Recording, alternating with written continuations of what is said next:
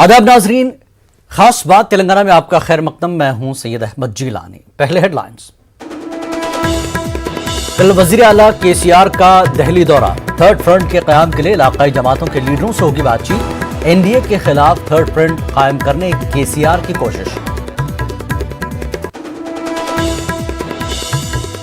साथ में निजाम मीर उस्मान अली खान बहादुर की 55वीं बरसी। निजाम खानदान और शहर की सरकर्दा शख्सियात ने मजार पर दी हाजिरी। निजाम के कारनामों को किया गया याद।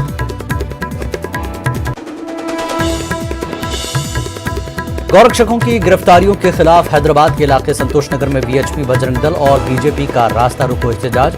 ट्रैफिक निजाम दरहम बरहम। दर्जनों एहतजाजी कारकुन गिरफ्तार। इलाके में पुलिस की इजाफी दस्ते तैनात।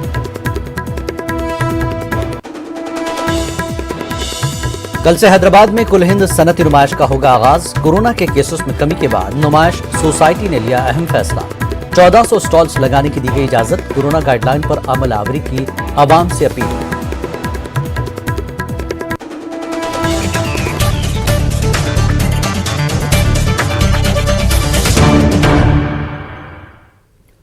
तेलंगाना के वजीर आला केसीआर कल दिल्ली का दौरा करने वाले हैं। मुल्क की मौजूदा सूरत हाल पर तशवीश का इजहार करते हुए केसीआर ने एनडीए के खिलाफ थर्ड फ्रंट के कयाम को लेकर अपनी तहरीक शुरू की है। अब तक केसीआर तमिलनाडु के अलावा महाराष्ट्र के वजीर आला से मुलाकात कर चुके हैं।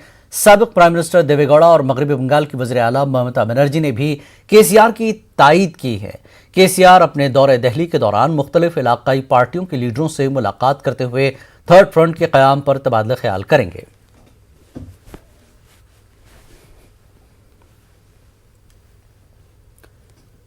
और तेलंगाना में मुसलमानों के साथ हमेशा नाइंसाफी हो रही है। हर शोबे हयात में उन्हें नजरअंदाज किया जा रहा है। खुद को सेकुलर बताने वाले चीफ मिनिस्टर के चंद्रशेखर राव ने मुसलमानों से जो वादा किया था वो आज तक पूरा नहीं हुआ। सिर्फ हथेली में जन्नत दिखाई जा रही है। All India Muslim leaders conference और सूफी उलमा काउंसिल के सदर ने मुसलमानों से किए वादों को पूरा करने का वजीर आला से मुतालबा किया।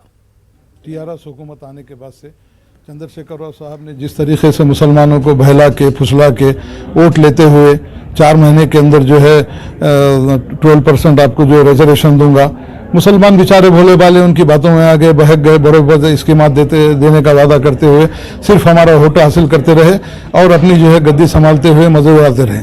हमारी प्रेस कॉन्फ्रेंस का मकसद ये है कि हुकूमत को जगाना है, खुसूसी तौर पर चंद्रशेखर राव साहब को जगाना है कि अब तक आपने जो मुसलमानों को बेवकूफ़ बनाया है, अब तक मुसलमानों को जिस तरीके से आपने इस्तेहाल किया है, जिस तरीके से वक्फ प्रॉपर्टी को जो है बड़े बड़े वक्फ प्रॉपर्टी को हजर कर लिया गया है, अब हम ये चाहते हैं कि केसीआर साहब अब नींद से जागिए।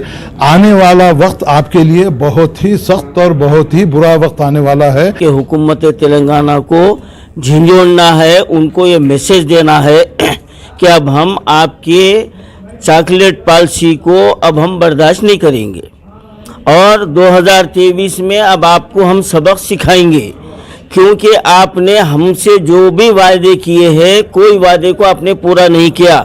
आज 5 कारपोरेशन बगैर चेयरमैन के हैं। माइनॉरिटी बजट का सिर्फ ऐलान किया जाता है, बजट जारी नहीं होता।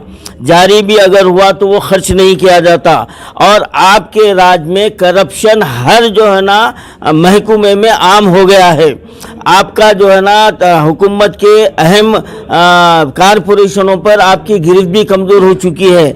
अब आप अपने घर को छोड़कर आप हिंदुस्तान का वजीर आज़म बनने के लिए आप जो है ना हिंदुस्तान का फेडरल फ्रंट बनाने के लिए फिर रहे हैं, जबकि तेलंगाना की आवाम अपने हुकूक के लिए तरस रही है।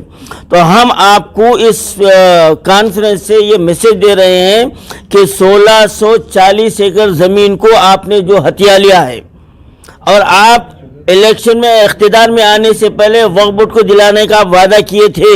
आप सुप्रीम कोर्ट में एक फरीक थे और जैसे ही आप इख्तिदार पे आ गए आप खुद जो ना हथिया लिए हैं। ऐसे कई हज़ार एकड़ ज़मीन ये तेलंगाना सरकार मुसलमानों की हथिया ली है। मैं सारी हिंदुस्तान के अवाम से कह रहा हूँ कि ये झूठे पर भरोसा मत कीजिए आप। साथ में निजाम मीर उस्मान अली खान बहादुर की आज 55वीं बरसी मनाई गई। सरकर्दा शख्सियात, निजाम खानदान के अफराद व दीगर ने आज निजाम मीर उस्मान अली खान बहादुर की मज़ार पर चादर गुल पेश की। इस दौरान मीर उस्मान अली खान बहादुर के कारनामों को याद किया गया। मज़ार पर हाजिरी देने वाले अफराद ने कहा कि निज़ाम दौर हुकूमत में अवाम खुश थे। यहाँ के बादशाह ही नहीं थे, 20वीं सदी के वली अल्लाह थे। सुने, he was the saint of 20th century. जो वो यहाँ किए हैं हैदराबाद के अवाम के लिए, डेवलपमेंट के लिए, ये किसी खित्ते में, हिंदुस्तान के किसी खित्ते में ऐसा नहीं हुआ। एजुकेशन में, हेल्थ में, हर चीज़ में इन्होंने काफ़ी हैदराबाद का नाम सारे दुनिया में रोशन कर दिए ये। हाँ, और जो है इन्हीं के ज़माने में ना कि भगवत गीता का ट्रांसलेशन, पहला कुरान का इंग्लिश ट्रांसलेशन अब्दुल्ला यूसुफ का, मोहम्मद पिक्ताल जो चंद ये आपके चादर घाट स्कूल के प्रिंसिपल थे, ब्रिटिशर मुस्लिम, वो ट्रांसलेशन यहाँ पे करे निज़ाम के फंडिंग से। तो वो थे निज़ाम, समझे। तो ये 20वीं सदी के वली थे। हिंदुस्तान में 20वीं सदी में कोई दूसरा वली नहीं गुजरा, वो थे मीर उस्मान अली ख़ान। तो इनका जो स्टेटस है, ये जो वली के दर्जे पे पहुंच गए, ये सिर्फ ये अपने पर्सनल के लिए कोई चीज़ इस्तेमाल नहीं करते थे। ये वली अल्लाह की सिफत है कि भाई अपने लिए वो इस्तेमाल नहीं करते थे, सारा दौलत जो थी पूरे अवाम के लिए करे थे। तो यहाँ की हुकूमत से हमारी अपील है और अवाम के तरफ से हम ये कहना चाहते हैं कि उनके लेगेसी को बरकरार रखे। उनका दिया हुआ जो ये ब्राह्मण रेड्डी पार्क जो बना है, इसका नाम हम चाह रहे हैं कि इसका नाम जो है मीर उस्मान अली ख़ान या आसिफ जाही बनाएं। यहाँ के एयरपोर्ट का नाम भी इनका रखें। आप जाइए महाराष्ट्र में, वहाँ छत्रपति शिवाजी का नाम है, तो क्यों नहीं हैदराबाद में मीर उस्मान अली ख़ान का नाम रहे। ये हमारा सवाल, ये पॉलिटिकल नहीं है, ये अवाम का डिमांड है। गौरक्षक कारकुनों की गिरफ्तारियों के खिलाफ आज हैदराबाद पुराने शहर के इलाके संतोष नगर में वीएचपी, बजरंग दल और बीजेपी कारकुनों ने बड़े पैमाने पर एहतजाज किया। एहतजाजी वीएचपी कारकुनों ने रैली निकाली, जिसकी वजह से कुछ देर के लिए इलाके में ट्रैफिक निजाम दरहम बरहम रहा। पुलिस ने कई एहतजाजी कारकुनों को हिरासत में लेकर करीबी पुलिस स्टेशन मुंतकिल किया। वाज़ेह है कि 2 दिन कबल बड़े जानवरों की मुंतकिली को लेकर हैदराबाद के इलाके करमन घाट में कशीदगी फैल गई थी। हालात पर काबू पाने के लिए पुलिस के इजाफी दस्तों को तैनात कर दिया गया।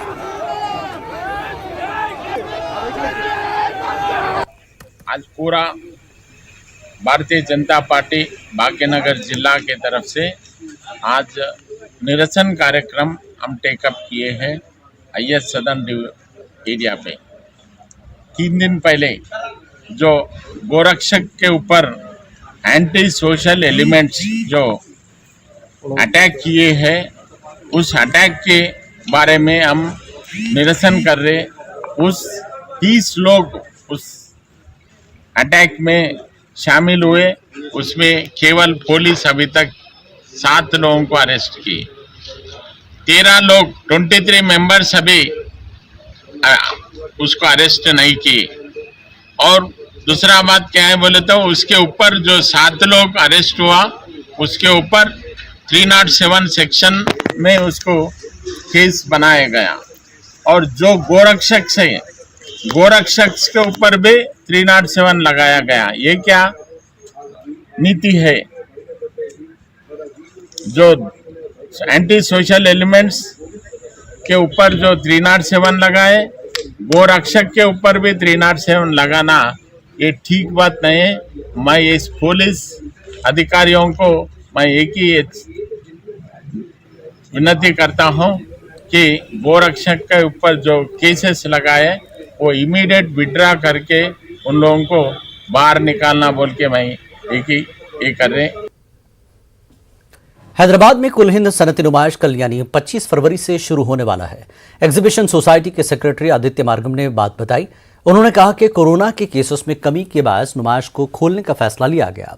इस साल 200 स्टॉल्स को कम करते हुए 1400 स्टॉल्स लगाने की इजाजत दी गई है। ख्याल रहे कि कुल हिंद सनती नुमाइश हर साल यकुम जनवरी तथा 15 फरवरी मुनक्किद की जाती है। इस साल भी यकुम जनवरी को इफ्तिताह अमल में लाया गया था, लेकिन कोरोना के केसेस में इजाफे के बायस एक दिन बाद यानी 2 जनवरी को बंद करने का हुकूमत की जानिब से फैसला लिया गया था। वाज़ेह है कि 1938 में निज़ाम मीर उस्मान अली ख़ान के दौर में नुमाइश का आगाज हुआ था। The exhibition will start as usual. The number of stalls remains the same as it was on the 1st of January, and the price of the ticket is 30 rupees for everyone above the age of 5. Children below 5 years, it is free, and all the stalls and all the categories of stalls remain the same. I invite the visitors to come in, enjoy all that the exhibition has to offer in terms of shopping, relaxation, and also recreation. In terms of precautionary measures, see, we are observing the no mask, no entry protocol, and we are encouraging the visitors to come with their masks on. Overall, compared to last year, there has been a reduction in the number of stalls because we increased the width of the roads. We also gave breaks in between stalls as per the safety advisory from the different departments, that is fire, disaster management, and also COVID management. So because of this, there has been an overall reduction of to about 200 stalls, but that is spread over 24 categories. So which means in each category there are 2 or 3 stalls have been reduced. So visitors are not likely to know cities. It's only the number of stalls is only a number. When it comes to the enjoyment factor, the availability of variety. Telangana में corona virus के 348 नए case दर्ज हुए हैं। महकमे सेहत की report के मुताबिक कल रियासत भर में जुमला 38,580 अफराद का कोरोना टेस्ट किया गया, जिसमें से 348 अफराद कोरोना से मुतासिर पाए गए। खुशी की बात यह है कि रियासत भर में कोरोना से एक भी मौत नहीं हुई। ग्रेटर हैदराबाद के हुदूद में सबसे ज्यादा 93 नए केसेस दर्ज हुए। ओहदेदारों ने बताया कि रियासत भर में 4,000 से ज्यादा एक्टिव केसेस हैं।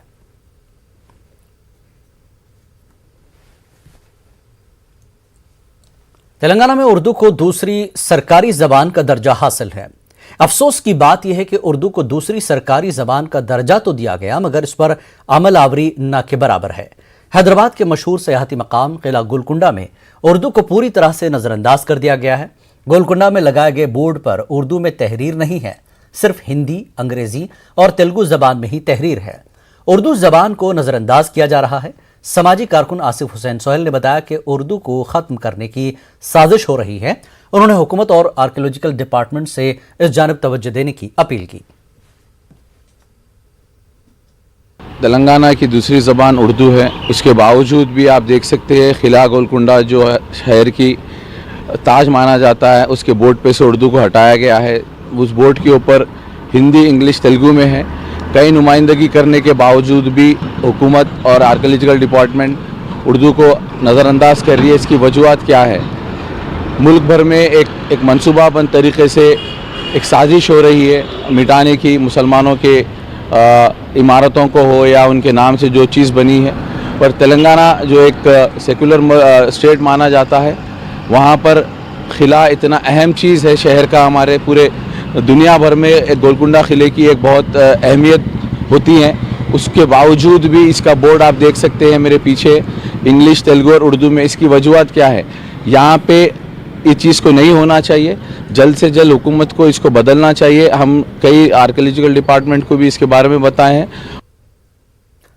वक्त एक ब्रेक के बाद रुख करेंगे आंध्र प्रदेश की खबरों का।